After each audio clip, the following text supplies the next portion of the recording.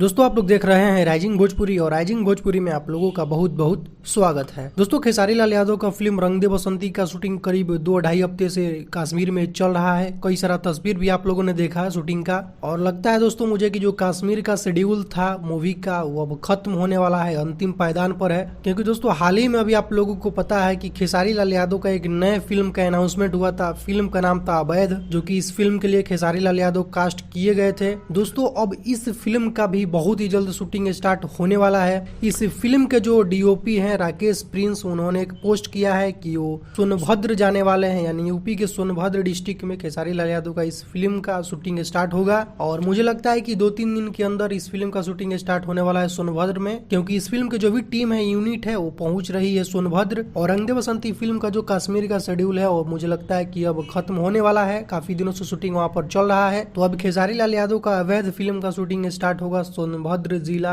उत्तर प्रदेश में। तो दोस्तों कुछ यही अपडेट है अभी का इस फिल्म से रिलेटेड। बाकी आगे जो भी अपडेट आएगा सामने निकलकर मैं वीडियो के जरिए आप लोगों को बताऊंगा। तो दोस्तों अभी का कुछ यही अपडेट है, तो इस वीडियो में सिर्फ इतना ही। वीडियो अगर आप लोगों को पसंद आया हो तो वीडियो को लाइक करें, चैनल पर आए तो चैनल को सब्सक्राइब करके बेल आइकन को प्रेस करके नोटिफिकेशन को ऑल कर लें। तो दोस्तों मिलते हैं एक नए वीडियो में। Thank you so much.